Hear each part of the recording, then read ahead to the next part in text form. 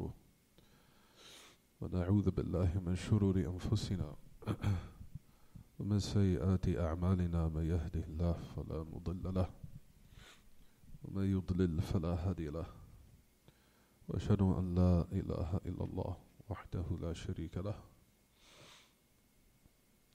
وأشهد أن محمدا عبده ورسوله صلوات الله وسلامه وبركاته عليه. يا أيها الذين آمنوا اتقوا الله حق تقاته ولا تموتن إلا وأنتم مسلمون.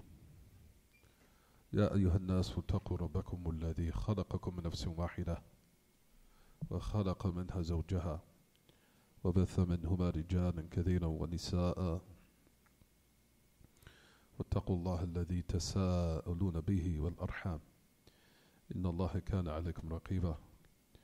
يا أيها الذين آمنوا اتقوا الله وقولوا قولا سديدا يصلح لكم أعمالكم ويغفر لكم ذنوبكم ومن يطع الله ورسوله فقد فاز فوزا عظيما. أما بعد فإن خير الكلام كلام الله وأحسن الهدي هدي محمد صلى الله عليه وسلم وشر الأمور محدثاتها وكل محدثة بدعة وكل بدعة ضلالة وكل ضلالة في النار.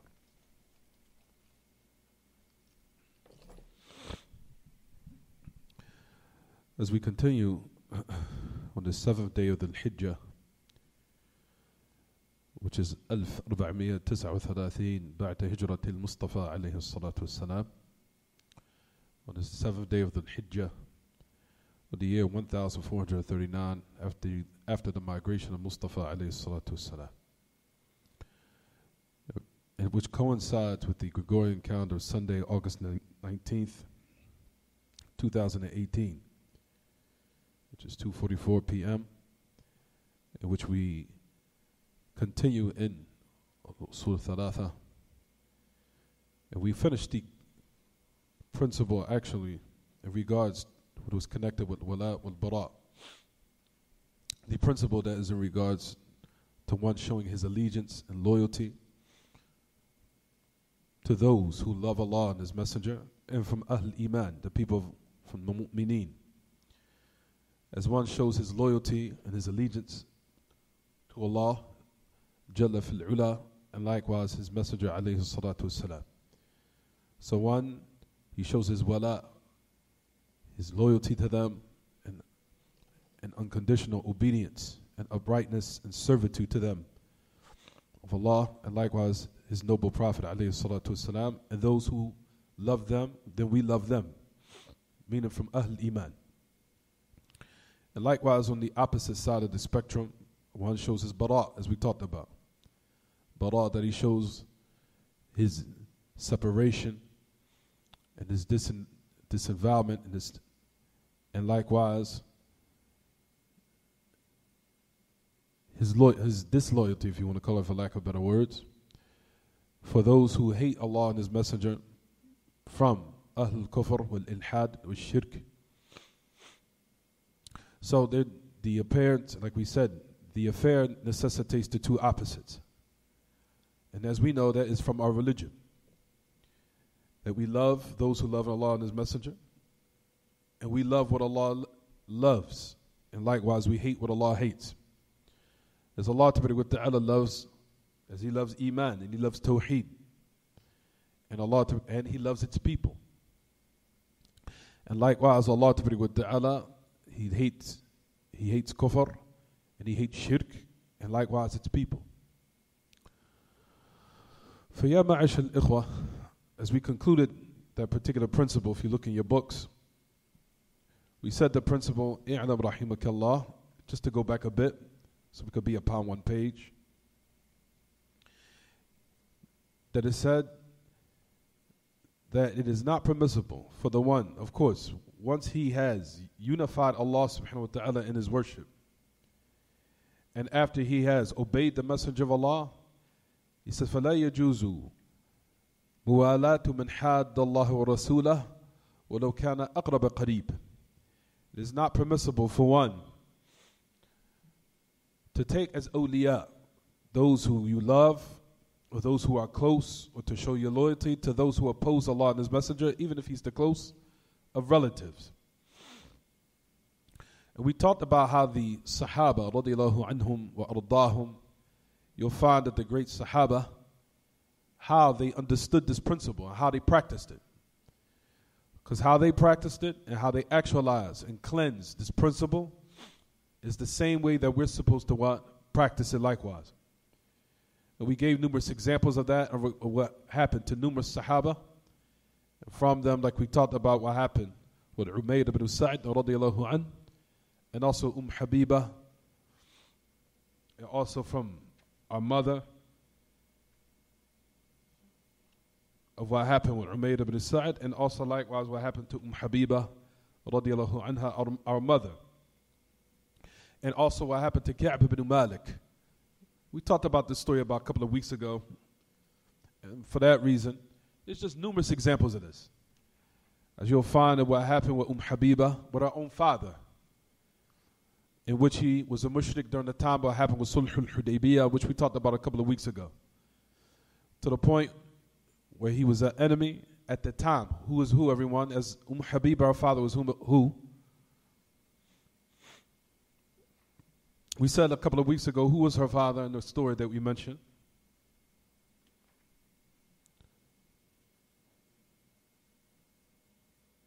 Abu Sufyan ibn Harb, the great Sahabi. But that was before he became Muslim. Before he became Muslim, he made war with Allah and His Messenger. Before he became Muslim, radiyallahu anhu. And at that time, his daughter, was Habiba, had shown his detestment for him in regards to making war with Allah and His Messenger. Of what took place in that story. And for those who, like we said, oh man, why did I put that there? For those who missed the story, then go back to the recording so we could discuss it, so we could move on and move forward, due to the lack of time. But Habiba was who? Ramla, bint Abi Sufyan ibn Harb. And we know during the time of war, of what took place in that Sulh al-Hudaybiyah, when they had the Treaty of Hudaybiyah. And we know that when Abu Sufyan ibn Harb had came, and this is before he became Muslim, then he came to the Messenger of Allah sallallahu alaihi wasallam, and he had showed what took place of those different types of hard conditions that was made in that treaty. To the point where when he sat down upon the furniture of the Messenger of Allah sallallahu alaihi wasallam, then his own daughter had folded it and removed it and moved it away. So this is how you'll find that the Sahaba, how they had practiced wala wal bara and the other different types of examples that we gave. We also said last class what is very important, that a lot of people are heedless and inadvertent of a matter of which is now being removed amongst the Muslims all over the world. And they say it's in the name of so-called unification, where they want to now gather people who are upon different methodologies and different ways. All of that in order to what, everyone? In order to so-called unify the Muslims in their numbers, but not unify them in their hearts. For the only people that can be unified is those who are upon one methodology and one creed and one belief. Because none of the Sahaba were unified upon different methodologies or different belief systems. For during their time, they were all united upon one aqidah, one belief system. And that is from the virtues of this ummah. This is from the virtue of the ummah, al-ummatul Muhammadiyah, is that Allah Ta'ala saved this ummah from dividing in regards to the fundamentals. For the fundamentals, walillahi alhamd, there's no ikhtilaf in that. In the fundamental principles of Islam, there's no difference of opinion. And you can see the hikmah of why Allah Ta'ala alleviated and removed ikhtilaf inside the foundations in order for the ummah to be what? Unified upon one belief system. As far as in the affairs of the furu' or the branches or the subsidiary matters, then that's something different. In affairs of fiqh, yeah, there is a little bit of khilaf, or there's khilaf in the affairs of fiqh.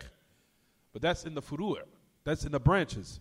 But in regards to the usul, or the foundations, and the asas, or the usus, or the foundations, then we know that is the ijma' in which Shaykh al-Islam even mentioned Minhaj al-Sunnah. He says that the Sahaba were unified upon one aqidah, and there was no ikhtilaf in the affairs of usul. As far as furu', the branches, yes, of course there's khilaf in certain issues and branches, no doubt. But as far as in the foundation, then they are unified, and the Prophet ﷺ had unified all the Sahaba upon one belief system. And that is from the khususiyat, or the khasa'is, or the special characteristics of this ummah. And that's what truly unifies the peoples when they are upon one belief system. As far as people being upon numerous various types of belief systems, then this causes hearts to be divided, even though they might be unified outwardly in regards to their bodies, but in their hearts and in their chests they're cursing one another. And this is what you see take place amongst the people of falsehood, and especially those who have and possess the ideologies of al-Ikhwan al-Muslimin. As they gather the Muslims, even though they're upon different concepts and ideologies and belief systems, which comes as a result of it, the ayah, where Allah Ta'ala says in His book, تَحْسَبُهُمْ جَمِيعًا وَقُلُوبُهُمْ شَتَّى ذَلِكَ بِأَنَّهُمْ قَوْمٌ لَا يَعْقِلُونَ. If you gather the people amongst different belief systems and different ideologies, what will come as a result of it is what happened to the Yahud. Is what Allah Ta'ala says clearly in His book, you think they're together, but their hearts are divided. That is because they are people that do not understand. So for Ya Ma'ish al-Ikhwa, like we said, wala and bara is not only just for, or you want to say, bara, one separating himself and disavowing himself and showing his enmity towards those who hate Allah and His Messenger, is not only for the people of kufr and shirk, rather it's for those who are also likewise upon deviant ideologies, as far as those who deviated in the usul of Islam, in the usul of this religion. Likewise, one has to show his bara, his separation and his disavowment for those who also oppose Allah and His Messenger in the foundations of the religion. And the usul of Ahl Sunnah and the usul of Islam all returns back to these books in which we're learning from right now, and the books such as Usul Sunnah, like Imam Ahmed had likewise authored, and that tremendous treatise which is called Usul Sunnah by Imam Ahmed. Those type of principles Imam Ahmed had wrote in his book in Usul Sunnah, because they're the principles in which the people of the truth make wala and bara based upon, meaning who you love and who you take close to, and who you separate and show your disavowment and your separation from, based upon those who opposes those principles in that particular book. That's why he authored the whole book, to show what are the principles of the people of the saved sect on the day of resurrection, and those who oppose it, someone can separate himself from them, so he does not be affected in his ideology or in his belief or in his creed or in his conviction. For when Shaykh Muhammad Abdul Wahhab rahimahullah, if you look in your books, and it says, after he laid the principle down, notice that he always comes with evidence and proof to back up the principle that he wrote down. So we talked about the ayat last week, if you look in your books, in which is in Surah Al-Mujadalah, ayat number 22, and this is where we stopped at. Where Allah Ta'ala says, لا تجد قوما يؤمنون بالله واليوم الآخر يوادون من حاد الله ورسوله ولو كانوا آباءهم أو أبناءهم أو إخوانهم أو عشيرتهم أولئك كتب في قلوبهم الإيمان وأيدهم بروح منه ويدخلهم جنات تجري من تحتها الأنهار خالدين فيها رضي الله عنهم ورضوا عنه أولئك حزب الله ألا إن حزب الله هم المفلحون. So notice after he laid down the principle, Ya Ma'ish al-Ikhwa wal-Akhawat, he backed it up with evidences and proof from the book of Allah. Allah Ta'ala says clearly in His book, you will never find a people who believe in Allah on the last day that they love those who oppose or make war and enmity with Allah and His Messenger. even if they're their fathers or their sons or their brothers or even people of their relatives or their tribe. They are the ones who Allah has written in their hearts Iman. And He aided them biruhin min. And that Allah Ta'ala aided them with the Spirit from Him.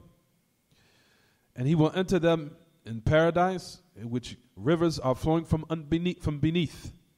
And they will abide therein forever. Allah is pleased with them and they are pleased with Him. That is the party of Allah. Verily the party of Allah will be prosperous and successful. We talked about this ayah, in which we'll finish. Alhamdulillah, we actually finished. And we talked about the tafsir of the ayah was based upon what Ibn Kathir even mentioned in his tafsir. And he said you'll find what happened with some of the Sahaba who even in predicaments where they were forced to kill people who are in their families who made war with them. And this happened to the Sahaba. From them was the great Sahabi who was promised paradise, who's Abu Ubaidah, Amr ibn Jarrah, the great Sahabi, radiyallahu anhu. And Abu Ubaidah, Amr ibn Jarrah, the great Sahabi, in which we know, like we said, Allah Ta'ala and the noble Prophet alayhi salatu wasalam, our Prophet, said that he was guaranteed paradise, and he's from the Ahad al-Mubashirin, al-Mashhud lahum bil-Jannah, those who are guaranteed paradise. So those who are guaranteed paradise had embarked upon this particular matter of what happened between someone who was close in his own family. As we talked about what happened last week to Abu Ubaidah, in which Umar al-Khattab radiyallahu anhu even mentioned about Abu Ubaidah that if he was alive, he says, I would have made him the successor of the Muslimun. I would have made him the Khalifa, to show the high virtue and status of Abu Ubaidah radiyallahu anhu wa ardah. For Abu Ubaidah Amr ibn Jarrah, what happened and took place between him and his father, where his father had put him and cornered him and put him in a very tight, difficult predicament. Where to the point where he backed up and he did not want to fight his own father until it says in the story that when his father continued and showed his enmity towards his own son, Abu Ubaidah was forced to strike the neck of his own father. And this, as a result of it, you'll find that they say that the ayat was revealed. You will never find a people who believe in Allah in the last day making war of those who oppose and make enmity and show open opposition to Allah and His Messenger. Also, likewise, what happened to other great Sahaba. From them, Umar al-Khattab, likewise. If you look inside the tafsir of Ibn Kathir, that Umar al-Khattab likewise was forced to fight and to kill someone who was in his family, from his tribe. And also happened likewise to Abu Bakr as-Siddiq, where he was even forced to kill someone who was close in his family. And we said last week, he was forced to even fight Abdurrahman. Even before, in the war, Abu Bakr was forced to fight him. You'll find different characteristics in what we mentioned and what took place between these great Sahaba who knew these principles, and that this type of test would be upon a person, especially in these different types of scenarios that took place, which shows their iman and their love for Allah and His Messenger, and making their allegiance and their loyalty to Allah Ta'ala and the Messenger sallallahu alaihi wasallam. And that those who make war and enmity, I'm sure that a lot of us can imagine being in that type of situation where one would be forced to fight someone in his own family because of war or something that took place as trivial as showing their enmity towards you and you being forced to fight them and put in war.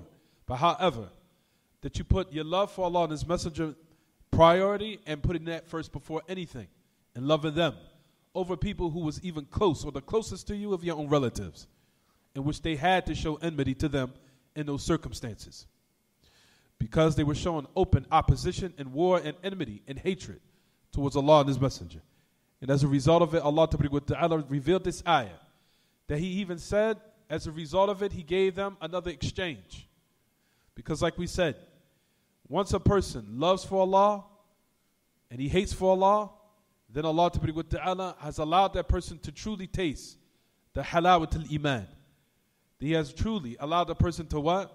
To taste the sweetness of faith. Because we know the hadith of the Prophet sallallahu alaihi wasallam.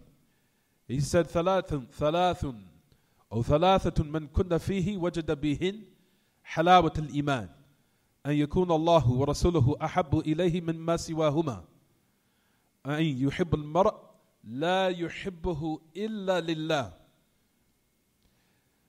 ويكره أن يعود في الكفر بعد أن أنقذه الله منه كما يبغض ويكره أن يقذف في النار. As the Prophet ﷺ mentioned himself that the authentic hadith, where he said, alayhi salatu wassalam, he says, 3, whoever has them will taste the sweetness of faith. And we know the narration where it says that Allah and His Messenger is more beloved to him than anything else. And that's general for anyone, even if it's in their own family. And we know the hadith of the Prophet ﷺ when he was talking to Umar al-Khattab. Umar al-Khattab says, Ya O Messenger of Allah, أن إني أحبك إلا وإني أحبك سوى أنني يعني إلا نفسي. فقال لا عمر حتى أكون أحب إليك من نفسك. فقال يا رسول الله إني أحبك حتى أكثر من نفسي. فقال له النبي صلى الله عليه وسلم الآن يا ابن الخطاب يعني الآن استكملت الإيمان. فقال, so they know the narration where he says, O Messenger of Allah, I love you. He says, I love you except myself. Meaning I love you except more than myself. I give that exception. So the Prophet ﷺ said to Umar, he says, Ya Umar, he says, until I become more beloved to you, Allah and His Messenger become more beloved to you than your own self. Until Umar have replied to him and says, O Messenger of Allah, he says, then I love you more than I love myself. Then he said, Al-an, Ya Umar. He says, now Umar, you have reached what? That faith in which you have what? Supposed to attain, of that complete faith, and that true love, and that true halawat al-iman.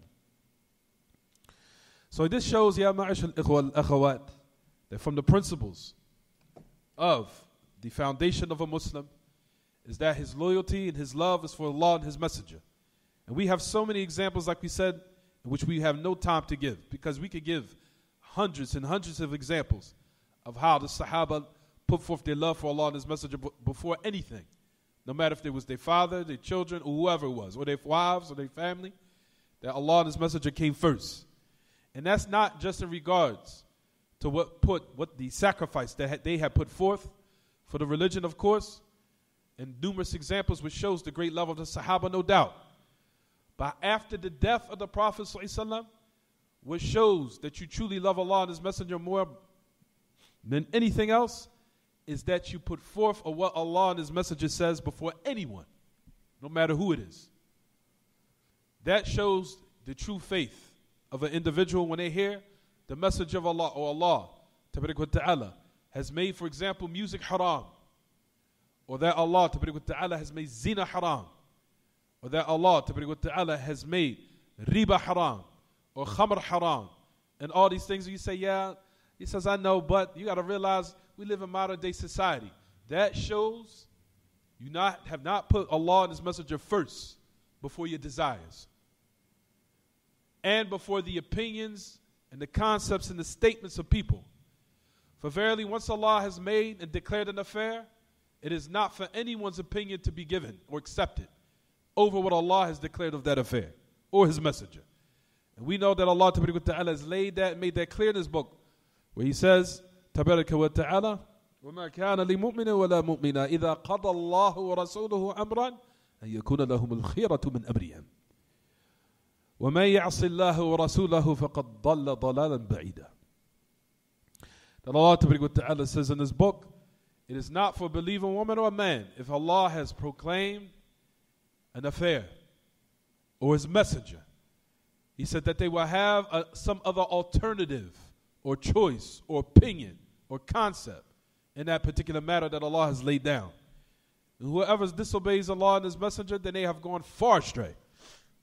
For ya ma'ash al-ikhwa wal-akhawat, these are the principles, like we said, in which we're learning, in which you'll find during the time of the Sahaba, how they used to sacrifice themselves for Allah and His Messenger, even during the time of the battle. Certain battles where you find where they were shooting arrows and they were throwing things at the Messenger of Allah, and they were using their bodies to cover him up, to make sure that they were harmed first before the Messenger of Allah. You'll find that happened with Abu Ubaidah, the great Sahabi, which we talked about the tafsir of this ayah. When the Messenger of Allah became wounded, and it pierced his face, or it pierced and knocked out his tooth, and he became wounded from the armor piercing his face, alayhi salatu wassalam. Abu Ubaidah al-Jarrah came, and he took his teeth, and he pulled it out, the armor that pierced the Messenger of Allah's face, and he removed it, until his own front teeth came out. Meaning Abu Ubaidah ibn Amr al-Jarrah, the great Sahabi. He pulled the armor out that pierced the face of the Messenger of Allah with his own teeth, and which came as a result of it, this front teeth had came out. Until the Sahaba used to describe Abu Ubaidah as saying he is the most beautiful person that didn't have no front teeth from the Sahaba. Why they used to say that? Because he knew what he utilized and what he sacrificed in order to protect the life of the Messenger of Allah. In order that he gave his life and sacrificed his own teeth in order to make sure the Messenger of Allah was protected and saved. This is how the Sahaba had treated and had reverence and respect. And they venerated Allah and magnified Allah and His Messenger. And in their absence, obeying them and giving precedence to what Allah subhanahu wa ta'ala and His Messenger says over anyone, no matter who it is. Ka'ina man kan. No matter who it is of the A'imma. Doesn't matter if it's Abu Hanifa. It doesn't matter if it's Imam al-Shafi'i or Imam Ahmad. Nor from the great Imam Malik. As you know that all of them have agreed and have mentioned and said, إِذَا رَأَيْتُمْ قَوْلِي يُخَالِفْ قَوْلَ رَسُولِ اللَّهِ صَلَّى اللَّهِ عَلَيْهِ وَسَلَّمَ فَخُذْ بِقَوْلِ رَسُولِ اللَّهِ صَلَّى اللَّهُ عَلَيْهِ وَسَلَّمَ وَخُذْ قَوْلِي وَاضْرِبْ بِهِ عَرْضَ الْحَائِطِ وَخُذْ قَوْلِي وَاضْرِبْ بِهِ عَرْضَ الْحَائِطِ يعني رده وقدم قول رسول الله صلى الله عليه وسلم على قولي. He says, if you see my statement opposing the statement of the Messenger of Allah صلى الله عليه وسلم, take my statement and throw it against the wall. And take the statement of the Messenger of Allah عليه الصلاة والسلام. So this wala wal bara, what we said was actualized in this ayah in Surah Al-Mujadala, is clear. And if you go to the next principle, he starts to give some more details. If you look in your books, notice that it says, اعلم أرشدك الله لطاعته أن الحنيفية ملة إبراهيم. He says, have knowledge. May Allah subhanahu wa ta'ala guide you to His obedience. He says that the Hanifiyya is the way Ibrahim. So after we've laid down the principle of wala wal bara, and we also gave the ayah, in which, like we said, ya ma'ash al-ikhwa wal-akhawat, of those who are listening, have these principles and understand them. And not only just understand them, but practice them. In regards to the next principle, you'll find that it says, have knowledge. Notice that the great Imam, that he makes dua. He says, Arshadaka Allah li ta'ati. May Allah guide you to His obedience. I'lam, as we talked about, notice that he uses that in a lot of his principles. Notice that he keeps saying, I'lam, I'lam. Have knowledge, have knowledge. The great Imam followed the pattern in which comes in the book of Allah, in which Allah Ta'ala says in His book, فَاعْلَمْ أَنَّهُ لَا إِلَهَ إِلَّا اللَّهِ وَاسْتَغْفِرْ لِذَنْبِكَ وَلِلْمُؤْمِنِينَ وَالْمُؤْمِنَاتِ. He says, have knowledge of La ilaha illallah. Notice that he uses the same exact pattern. He follows it of what comes in the book of Allah. I'lam, have knowledge. Notice that the great Imam, that he used the word ar-rushd. Arshadaka Allah li ta'atih. May Allah guide you to His obedience. The difference between huda and rushd, as rushd is something different, as a lot of people don't know. They think that it's synonymous, the word rushd and huda. Yes, they are. No doubt, they have similarities as far as in the meaning. In the Arabic language, you have rushd, and then you have the word huda. Both of them mean guidance. However, one has a more of a deep meaning than the other. Rushd, ya ma'ash al-ikhwa, means guidance upon knowledge and actions, both. Knowledge and actions, both. Huda can mean just ilm, of course. As guidance means knowledge, because you can't be guided unless you have ilm. There's no way that a person can be guided unless he has ilm. You can't be guided muhtadin wa anta jahil. La yumkin. You cannot be rightly guided and be ignorant. Guidance is based upon knowledge in order for a person to be rightly guided. Rushd has in it, however, something extra, where you're attaining ilm and you're also coupling that with righteous actions, both. So he's given dua to the person, may Allah guide you, meaning may you have proper ilm, and may you also likewise couple that along with amal, with actions and application of that ilm likewise, combining both affairs.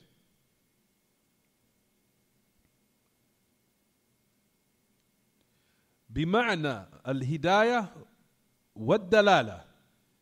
Al-Hidayah meaning, of course we know, irshad, or the word rushd or irshad, means of course guidance. And indication, meaning, as we just said, meaning Allah guide you to faith and also guide you to righteous actions.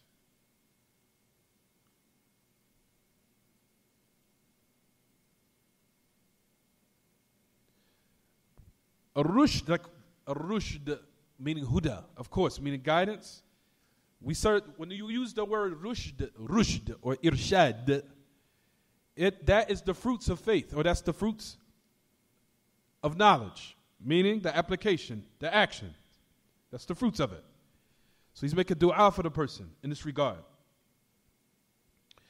Why did he use the word rushd? Why, everyone? Why did the great Imam use the word rushd? Instead of saying, for example, hadak Allah li ta'atihi. He could have said that. The great Imam, Sheikh Muhammad Abdul Wahab, could have said, hadak Allah li ta'atihi. Hadak Allah. He could have said that. Hadak Allah. But here he said, arshadak Allah li ta'atihi. That the Hanifiyya is the way of Ibrahim. Why? Because if you notice in the book of Allah, like we said, the great Imam follows the ayat in the book of Allah accurately, precisely. Notice Allah subhanahu wa ta'ala says in Surah Al-Baqarah, He says, فَلْيَسْتَجِيبُوا لِي وَلْيُؤْمِنُوا بِي لَعَلَّهُمْ يَرْشُدُونَ. Allah subhanahu wa ta'ala says in Surah Al-Baqarah, He says, let them answer my call and let them believe in me in order, and perhaps they will be rightly guided. Meaning that they not only have faith, but they also have, along with that, righteous actions. Also likewise, when Allah Ta'ala mentioned the great prophet, Khalil Rahman, Abu al-Anbiya, Ibrahim, alayhi wa ala nabiyina afdal as-salati wa tammu taslim, that he mentioned in the ayah. If you notice in the book, in which comes in Surah in which Allah Ta'ala mentions in Surah Al-Anbiya, that He said, وَلَقَدْ آتَيْنَا إِبْرَاهِيمَ رُشْدَهُ مِنْ قَبَلُ وَكُنَّا بِهِ عَالِمِينَ. Notice Allah Ta'ala used the word rushd in the context when He mentioned Ibrahim. So look in your eye, everyone, the information I'm giving is not in that book. It's not in there. Just because I'm a teacher means I'm going to go book by book basically. I'm have different sources what I use. So everybody keep looking, and it's going to throw you off, and it's not going to make you focus. If you look inside the principle, it says, Arshadaka Allah li ta'atih. May Allah give you rushd, that the Hanifiyya is the way of Ibrahim. That's based upon the ayah which comes in Surah Al-Anbiya. Allah Ta'ala says, وَلَقَدْ آتَيْنَا إِبْرَاهِيمَ رُشْدَهُ.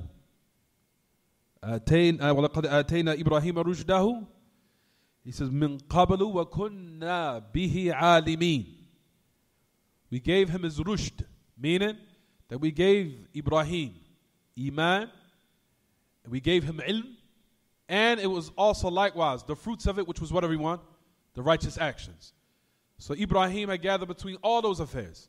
He was given ilm. He was also given likewise what, everyone? He was given the righteous actions and other affairs in which Ibrahim was given. He was given the guidance, he was given ilm, and he was given righteous actions. So Allah Ta'ala used the word, we gave Ibrahim his rushd. And he says, and we were all knowledgeable and aware of him. وَكُنَّا بِهِ عَالِمِينَ. You'll find also likewise, when the Prophet ﷺ, from those great ad'iyah and those supplications in which one should make, if he's able to make in sujood, in those places where more than likely the dua will be accepted. What the Prophet ﷺ had mentioned and said that there was prophetic, authentic supplications and invocations that one make. Allahumma alhimni rushdi wa a'adhirni sharra nafsi. Alhimni rushdi wa a'adhirni sharra nafsi. Oh Allah, he says, inspire me my rushd. Meaning you're asking Allah Ta'ala for ilm, and you're asking Allah Ta'ala for what? For amal. Alhimni rushdi. So you're asking for guidance. And like we talked about before, guidance is what, everyone? Is ilm. Ilm. Along with what? Righteous actions. So the Prophet ﷺ also used to make this dua, which comes in Tirmidhi, which is in Kitab al-Da'awat. And also Ibn al-Qayyim had declared it to be authentic in his book called Al-Wabil al-Sayyib. That he said that the Prophet ﷺ used to make this dua, in which you'll find that Hussein, or the great Sahabi, in the hadith of Hussein, حين قال, so قال له لو أسلمت.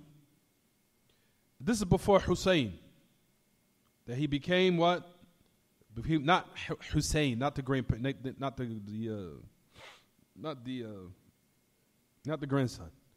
Hussein bis-Sad, not Hussein bis-Sin, not the grandson of the Prophet ﷺ. This is Hussein.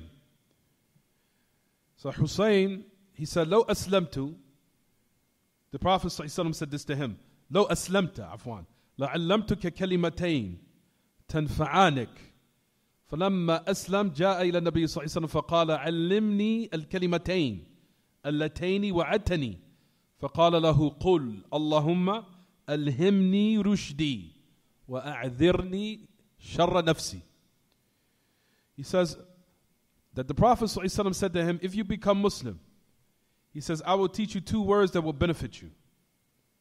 He said, when he became Muslim, he came to the Messenger of Allah ﷺ and he said, O Messenger of Allah, you teach me those two words in which you promised me.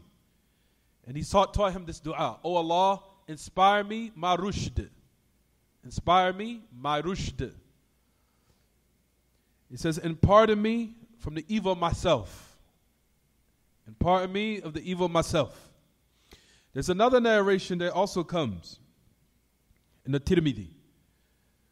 It was also mentioned and said in another narration, Allahumma qini sharra nafsi wa'zim li ala arshadi amri. Oh Allah, protect me of the evil of myself. He says, and give me that strong resolve upon the arshada amri. Notice he used rushd again. Of what is the most correct and the most what? The most guided of my affair. The most guided of my affair. But the Prophet ﷺ used what? The word rushd. طيب. Notice in the principle that we're talking about now, it says al-Hanifiyya. Al-Hanifiyya. Al-Hanifiyya, or the word, or the origin, in the linguistic aspect of the Arabic language, the word ahnaf means something that's kind of bent. It's thrown off a bit. The person would say, well, how does it apply here?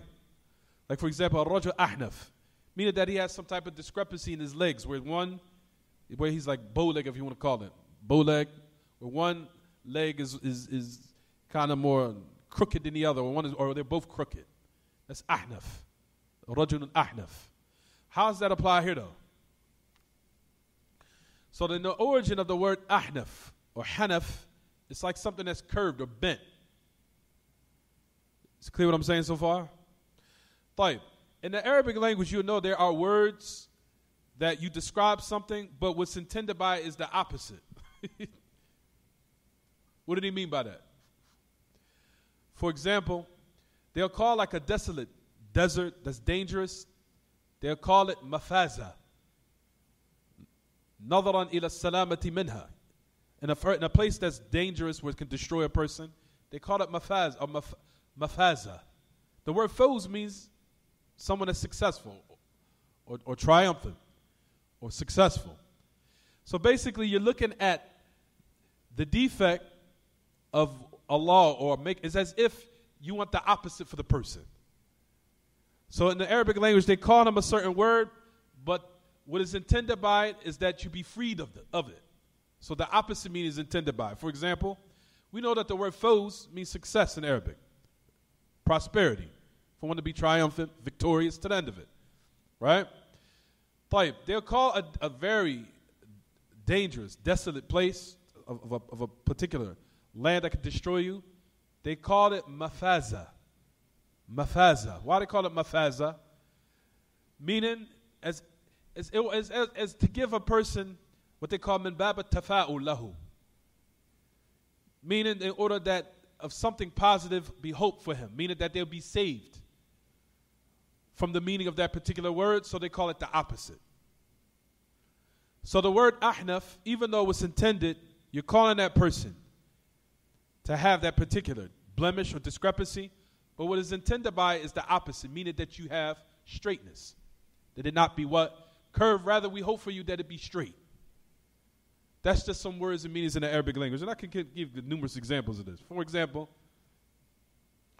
he says, إنما قيل أحنف نظرا له إلى السلامة كما قيل للمهلكة من البلاد مفازة بمعنى الفوز بالنجاة منها والسلامة وكما قيل للديغ سليم السليم تفاؤلا له بالسلامة.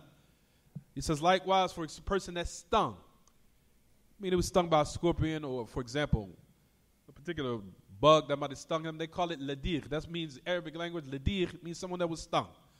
But notice they'll call it the opposite. Salim. Salim. Why? They're saying it out of hope and out of being positive that he will be what? Cured from it. So it's the opposite. The word hanif, when you say the word hanif, even though in the origin of it, it means something that's bent or something that's inclined towards something, what's intended by is the opposite, which is to be what? Straight. Straight. So the word hanif has, if you want to say, 4 meanings of what Ibrahim possessed. The millatu Ibrahim, which is al-Hanifiyya, which is hunafa, those who are hunafa. Meaning, number 1,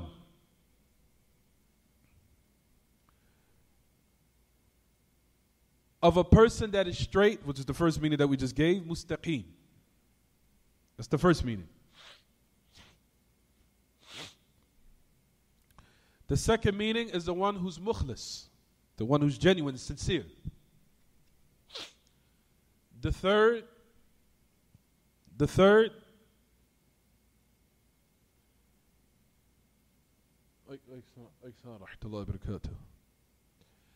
you have mustaqim. Then you have the third, which is what, everyone? What did we just say? What did we just say? الآن يعني شو عندما يكون الشخص صائم أحيانا الذهن يكون ضعيف ما يشتغل بحزمه وقوته. طيب, what was the second? Sincere.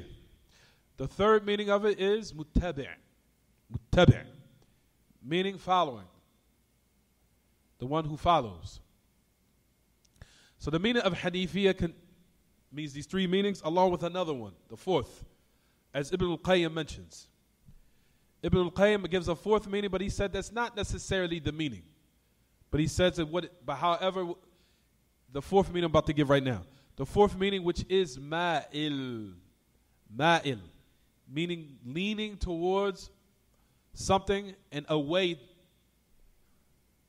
from leaning towards something and going away from something. Because usually when you lean, of course we know two things happen. You're going towards an affair and you're going away from an affair. Or you're leaning towards something, you're going away toward, and you're going away from something. Ma'il, meaning leaning or inclined.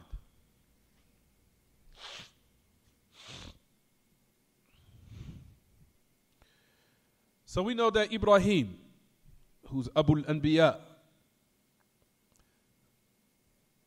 he was mustaqim, he was straight. He was mustaqim al-qalb, straight in his heart towards Allah Ta'ala, of course. He was upon that uprightness in which Allah Ta'ala had given him, no doubt. طيب. So we just kept mentioning and said that the word Hanif, meaning mu'waj in its origin, as far as linguistically, in the Arabic language, that it means the one who's what? In the origin, means what? Something that's crooked. Hanif means something that's mu'waj. But like we said, when one mentions the word, what is intended by it is the opposite, which is to be what? To be straight. So when Ibrahim, he had that istiqamah of being straight upon that particular affair, which is what? Al-Hanif, meaning muqbila ila Allah, al-mu'rid amma siwa. So for number one, like we talked about before, we know he had that uprightness, that straightness. Also likewise, he was mukhlis, he was sincere and genuine. And likewise, he was muttabi'. He was muttabi', meaning he was following exactly in which Allah Ta'ala commanded him. And he carried out all those commands and he stayed away from the prohibitions in which he actualized alayhi salatu wassalam. Type, the fourth meaning is, like we said, is ma'il, the one who's leaning. Listen to what Ibn al-Qayyim that he mentions, it says. Ibn al-Qayyim, he's talking about the fourth meaning. He says, Al-Hanif al-Muqbil ala Allah al-Mu'rid amma siwa. ومن فسره بالمائل لم يفسره بنفس موضوع اللفظ وإنما فسره بلازم المعنى فإن الحنف هو الإقبال ومن أقبل على شيء مال عن غيره فالميل لازم معنى الحنيف لا أنه موضوعه لغة.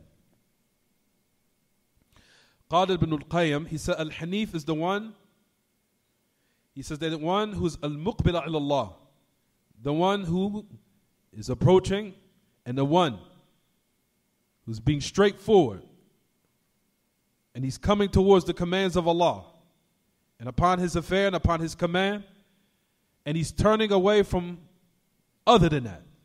For the one who gives the tafsir, or the meaning of it, that it means the word leaning, he didn't give the meaning of it by giving that actual virtual or the actual wording of what was what and what was used as far as in the Arabic language.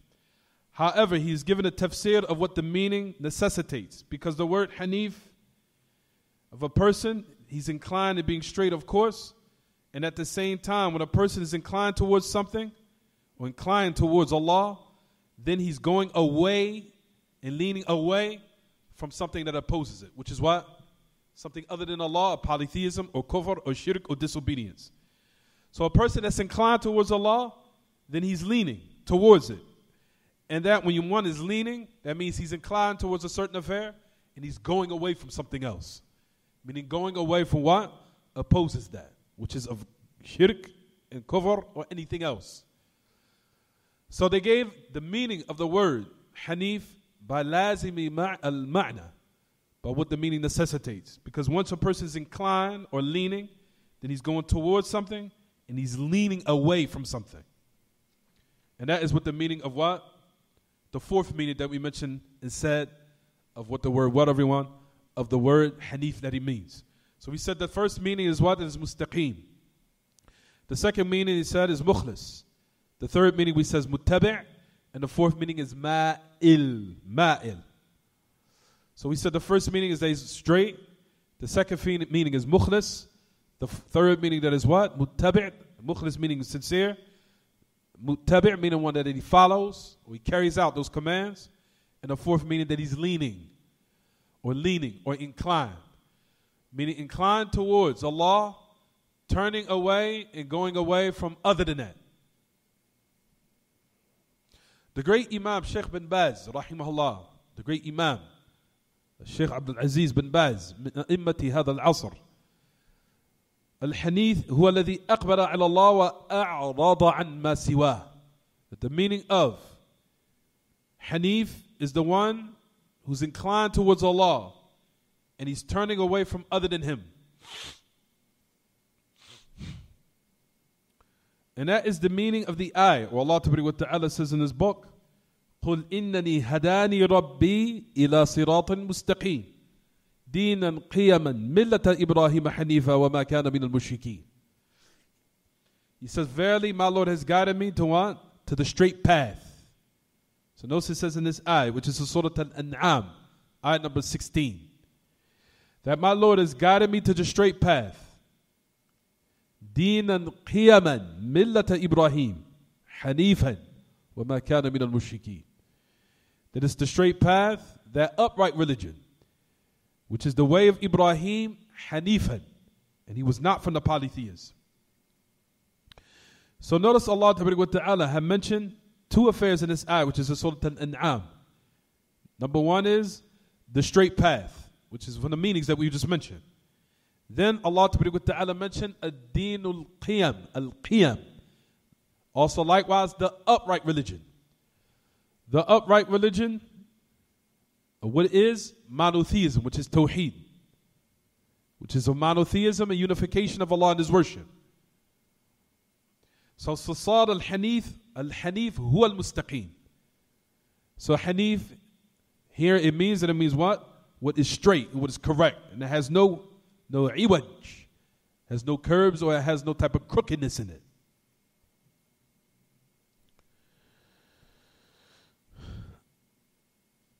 In regards to now, of what this is laid down as a foundation and the origin of Al-Hanif, which is the origin of Bani Adam. So the origin of Bani Adam, of every human being, is what, everyone?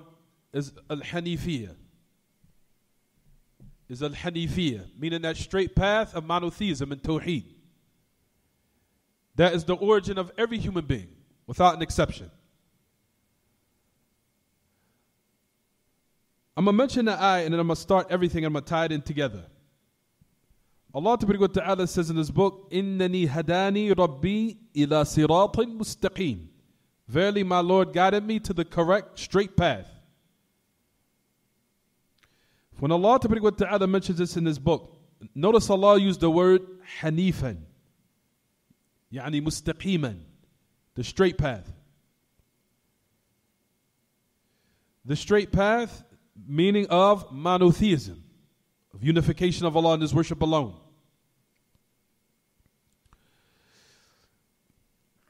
What we want to extract from here, ya ma'ashal ikhwa, is to show that the origin in Adam, in Bani Adam, and likewise, the children of Adam, is monotheism. And that polytheism was an affair that happened, that it was not the origin in anyone. Polytheism and shirk was taught it, meaning it happened to come about and take over the people, where it was not the origin. Rather, it was something that entered upon the people, and it was something that was introduced, and it was something that was what?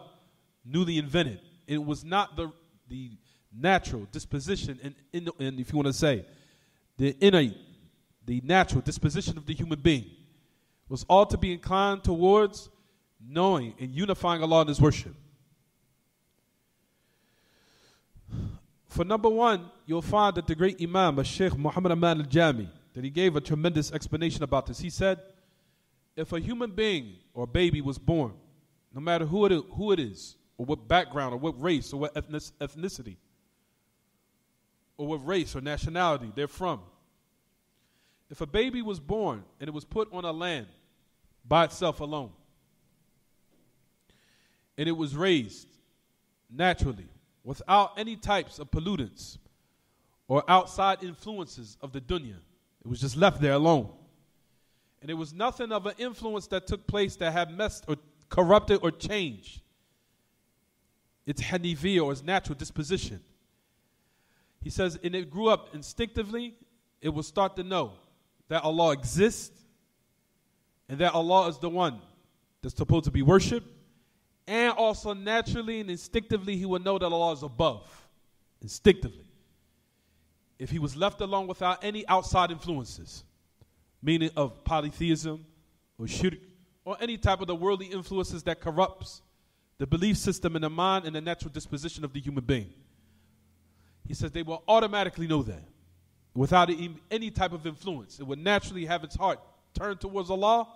It would naturally know that Allah deserves to be worshipped. And they will also make dua to Allah from above, meaning that they will know Allah was instinctively above them. That's something that Allah created in every human being naturally.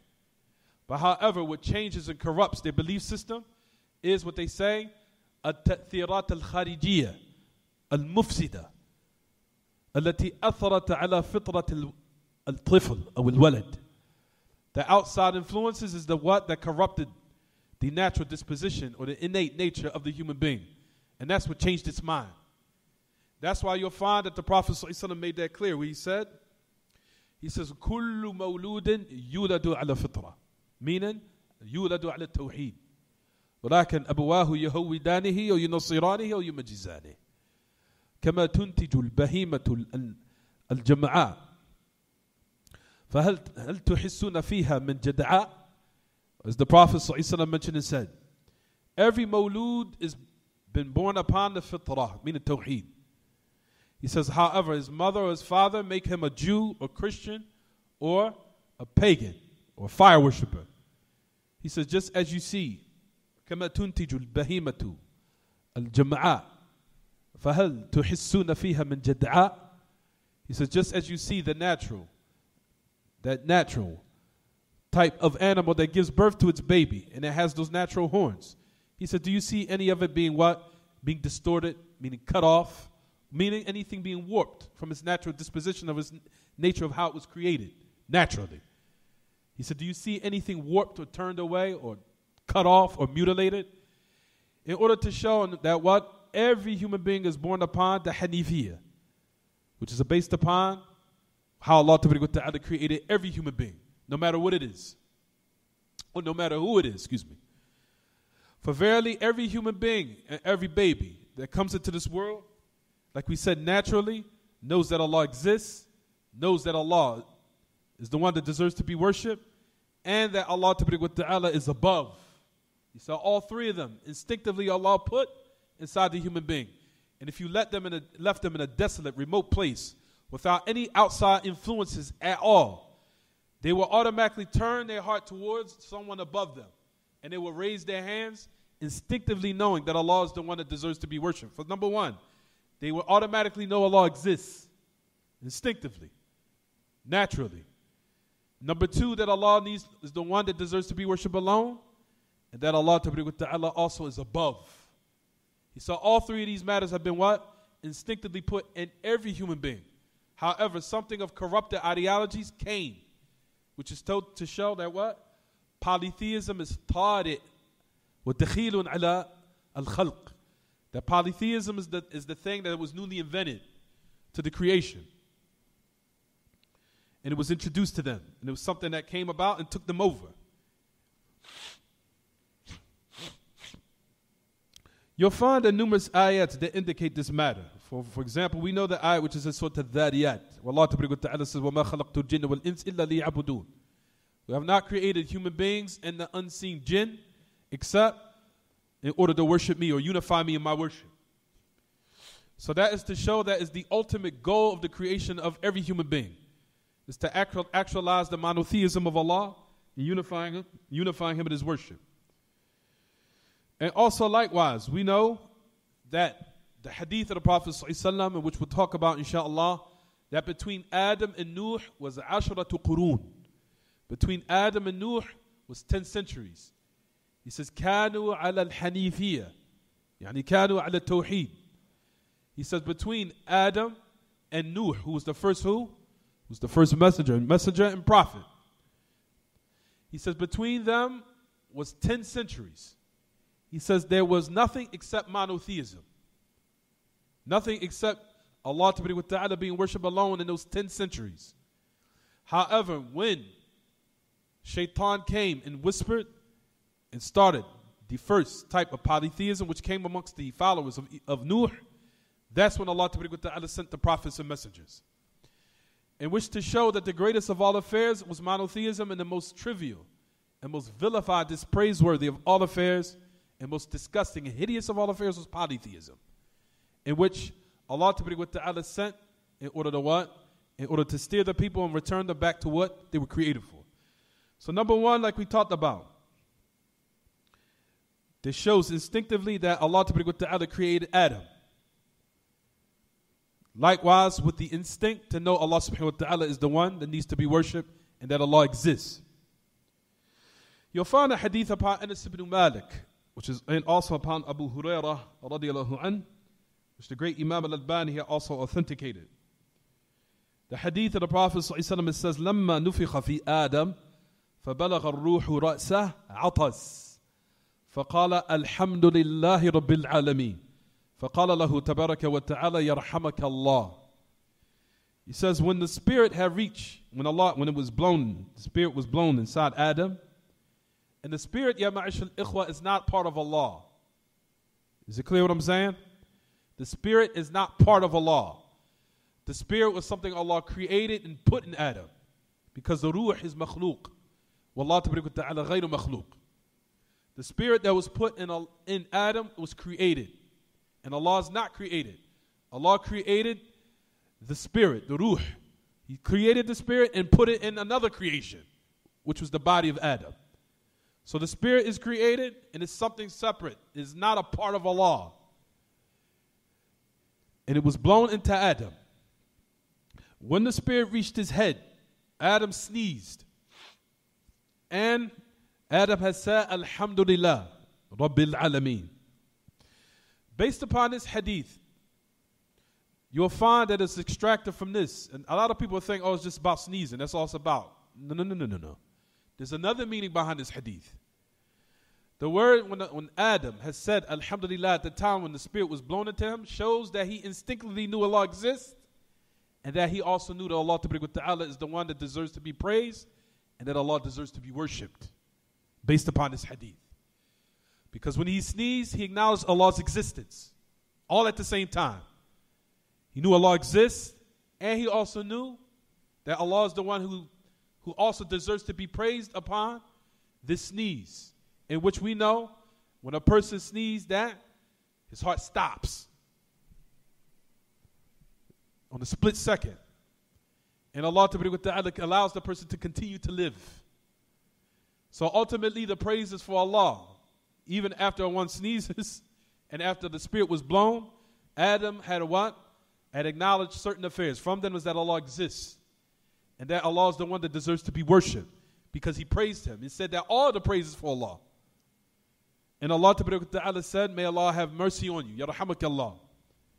There's another narration where it says, وَلَمَّا خَلَقَ اللَّهُ آدَمَ وَنَفَخَ فِيهِ الرُّوحِ عَطَسَ فَقَالَ الْحَمْدُ لِلَّهِ فَحَمِدَ اللَّهَ بِإِذْنِهِ فَقَالَ لَهُ رَبُّهُ رَحِمَكَ اللَّهُ يَا آدَمَ. There's another narration that says when Allah created Adam and the spirit was blown into him, he sneezed, Adam. And he said, Alhamdulillah. He says, فَحَمِدَ اللَّهَ بِإِذْنِهِ, that he praised Allah by his permission. And his Lord said to him, may Allah have mercy upon you, Ya Adam. So all this is instinctively, I'm sorry everyone. To show initially that Adam was created upon to know that Allah subhanahu wa ta'ala exists. And that Allah wa ta'ala also deserves to be worshipped instinctively. Because we know that Adam likewise was Nabi and Mukallam. He was also a prophet. Was Adam a messenger, everyone? Was Adam a Rasul or was he Nabi? He was a Rasul or was he Nabi? Adam was a Nabi. He wasn't a Rasul. He wasn't a Rasul. He was a Nabi. Due to the hadith of the Prophet ﷺ where he says, كان آدم نبيا مكلما. That Adam was a prophet and Allah spoke to him. So he's Nabiyan Mukallam. Allah spoke to him. So Adam was a Nabi, he was Mukallam, and likewise we know likewise all of the prophets were wahidun ma'sumun min al-kufr wa shirk. This is another point that I want everyone to pay attention of, or pay attention to this particular point. Listen, he says that Adam was the first of mankind, no doubt. He was a prophet and Allah spoke to him. Just like all the prophets unified Allah in his worship and they were all protected from kufr and shirk, all of them. Notice that Adam on the day of resurrection, likewise, when he comes on the day of resurrection, and all the prophets will be brought forth, and all of them in order for the actual shafa'ah or the intercession to inaugurate and start, which is the shafa'ah. When Adam will come, the excuse that he will give is what, everyone? That he says to fall back or why he cannot, or he's not suitable for the shafa'ah. He said that he ate from that tree in which Allah Ta'ala did not what? Did not command him to eat from. And he ate from it. That was his excuse. Notice, even though Allah Ta'ala accepted his tawbah, because we know that Allah Ta'ala accepted it. Allah subhanahu wa ta'ala says in his book about Adam and accepting his tawbah, he says, فَتَقَبَّلَ اللَّهُ, that says it's a surah, maybe you was fasting, really your brain does not work fast at all. The strength of your brain is weak. It's where Allah Ta'ala says, فَتَلَقَّى آدَمُ مِنْ رَبِّهِ كَلِمَاتٍ فَتَابَ عَلَيْهِ. Allah Ta'ala says in his book about Adam, he said that Adam took from his Lord words. And Allah Ta'ala had accepted from him those certain words. And Allah subhanahu wa ta'ala accepted his tawbah. Those words in which you'll find that Ibn Kathir also mentioned, it says in his book, he says there's in another ayah where Allah Ta'ala says in his book that Adam said, he said, رَبَّنَا ظَلَمْنَا أَنفُسَنَا وَإِن لَمْ تَغْفِرْ لَنَا وَتَرْحَمْنَا لَنَكُونَنَّ مِنَ الْخَاسِرِينَ. He says, oh Allah, he said, we have oppressed our souls, oppressed ourselves. If you do not accept it and forgives us, and if we accept our tawbah, we will be from the losers. Those are the words that Allah accepted from Adam. The point we're trying to say here is, in this particular instance, how is this contained in the Tawheed? On the day of resurrection, all of the prophets and the messengers will never give an excuse that any of them fell into kufr and shirk. None of them. Rather, some of them will mention a certain affair in which Allah excused them and pardoned them from. And from those affairs of what happened was from Adam. Adam, even though he ate from the tree and he committed this particular sin, and Allah Ta'ala said he accepted his tawbah from him. But despite of that, he still will be shy on the day of resurrection not to come forth and precede any prophet, even Muhammad sallallahu for the shafa'ah, for the intercession. For the thing that he will excuse himself from is just a mere sin in which Allah Ta'ala what? Pardoned him, forgave him for. But none of the prophets and the messengers will ever bring a type of statement showing that they have fell into kufr or shirk, any of them, on the day of resurrection. Which is to show also likewise that all of them, all the prophets and the messengers carried out the mission of monotheism and never fell into polytheism, and none of them fell into disbelief. All of them were what? From those who actualized monotheism and taught it to its people, and likewise they were protected from it. For none of the prophets and the messengers will ever come on the day of resurrection saying, oh Allah, I committed shirk, oh Allah, I committed kufr. As you'll find, there's some of the stories in the Bible of what happened in some of the stories of the prophets. If you'll find in the Bible what is corrupted, that some of the prophets even fell into shirk. Prophets and messengers fell into shirk, hasha wa kalla, that any prophet and messenger will fall into polytheism or kufr. So that is from the affairs to show that what? That Adam, when he ate from the tree, and this is just a benefit, and I'm just going to mention it quickly. He says, أَنَّ آدَمْ لَمَّا أَكَلَ مِنَ الشَّجَرَةِ لَمْ يَلْتَجِئْ إِلَى غَيْرِ اللَّهِ وَإِنَّمَا تَابَ اللَّهِ تَابَ لِلَّهِ وَحْدَهِ. He says, from when he fell into this particular sin, he says, notice that Adam did not turn towards anyone else or anything else other than Allah. Rather, he made tawbah to Allah alone.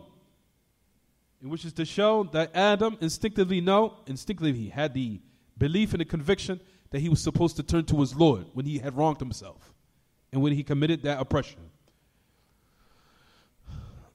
In regards to this, Ya Ma'ash al-Ikhwa, Allah subhanahu wa ta'ala also says in Surah Al-Baqarah, He said that the people, if you notice in Surah Al-Baqarah in ayat number 213, it says that all of the people were one nation. كَانَ النَّاسُ أُمَّةً وَاحِدًا فَبَعَثَ اللَّهُ النَّبِيِّينَ مُبَشِّرِينَ وَمُنذِرِينَ. Allah subhanahu wa ta'ala says that the people were all one nation. Then Allah sent prophets and messengers, giving them glad tidings and warning them. He says when the people were one nation, what is the meaning of that?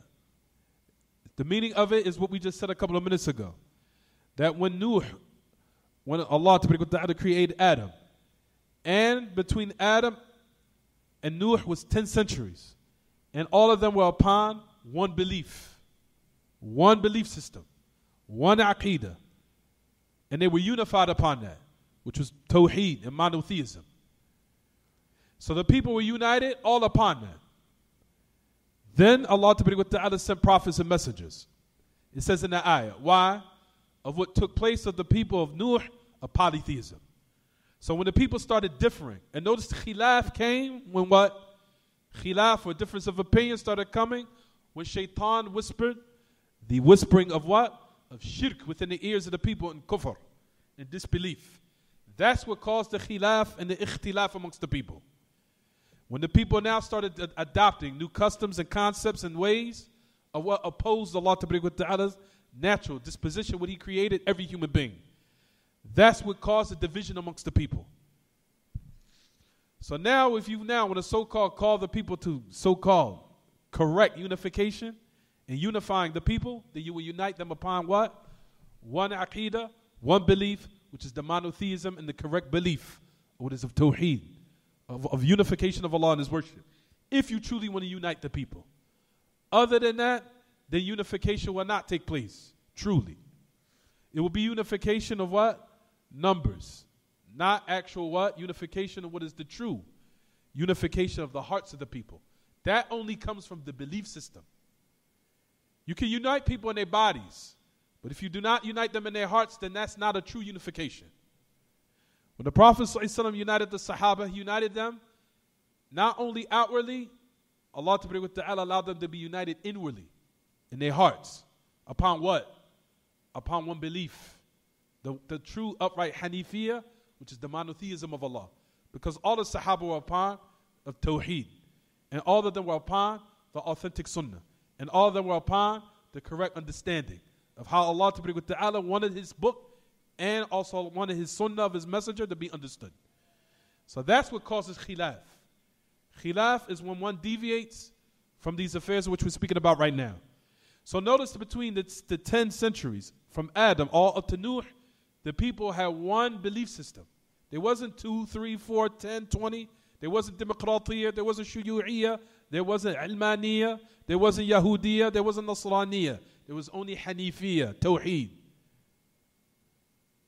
There wasn't communism, there wasn't secularism, there wasn't Marxism, there wasn't Buddhism, there wasn't Christianity, there wasn't none of these affairs. All it was the upright unification of Allah and His worship, which is the Tawheed of Allah, in which all the people were united upon for 10 centuries. And after that, when polytheism fell into the earth, that's when the people became divided. That's when the people started differing. And that's when the corruption started. The first greatest of all corruption started in the earth. Is it clear what I'm saying, everyone? أنا أقول للإخوة يصبروا علي لأن الذهن كما قلت لا يشتغل بذهنه وقوته أثناء الصيام. أقول لك فعلا بكل الصراحة. يشوش على الذهن الصيام. تفضل.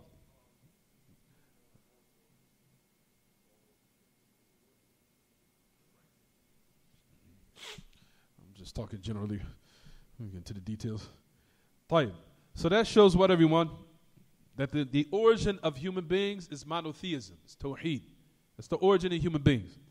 Listen to what Shaykh al-Islam Taymiyyah mentions. His Majmu' al-Fatawa. He said, قال شيخ الإسلام إن الناس كانوا بعد آدم وقبر نوح على التوحيد والإخلاص كما كان عليه أبوهم آدم أبو البشر حتى ابتدعوا الشرك وعبادة الأوثان فابتعث الله نبيه نوحا يدعوهم إلى عبادة الله وحده لا شريك له وينهاهم عن عبادة ما سواه. فيا معاشر الإخوة, this is to show, all of this is to emphasize, if one wants to truly unite people upon or correct legislative unification, he will unite them upon what? What we're teaching the people now. And those callers who are in those different masajid, they are deviated from this affair, they're now truly not calling the people to proper unification, even though they're saying it. So the affair is what is took in consideration of the proper call, not for what the caller says verbally, but looking to how he's doing, to truly see whether or not he's bringing rectification and islah. The only thing that will bring islah is to make war with shirk and make harb and muharabat shirk bishatta asalibe, to make war with polytheism and kufr. Why? Because this is what truly caused the people to be divided. And when a person makes war with polytheism, that means truly he's bringing unification and he's unifying the people correctly. A legislative unification, not a unification that's been what? Mubtada'. Not a newly introduced, innovative type of unification, which you'll find a lot of callers out there doing today. They deviated from the aspect of this affair, and they have what? Now gone towards either politics or other affairs which truly has no benefit for the people in actuality. For verily this affair of what took place, of what happened during the time of Adam, he says that Adam and the people who came after him for 10 centuries were all unified. He says until the people started newly introducing polytheism and the worshiping of idols and the worshiping of statues. And then Allah Ta'ala has sent his prophet Nuh. And this is what Shaykh al-Islam had mentioned. And what we'll also talk about, and we'll stop here, inshallah. Does this hadith, does it now oppose the hadith of the Prophet ﷺ? Where the Prophet ﷺ has said a hadith al-Qudsi, which we know, Ya ibadi kullukum dallun illa man hadaytu fastahduni ahdikum. Does this particular ayah, or these ahadith that we mentioned in here, does it oppose the hadith of the Prophet ﷺ?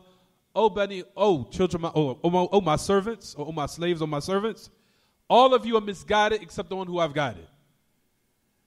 Ask my guidance, I will guide you. Does these narrations oppose that hadith or go against it? That we'll talk about next week.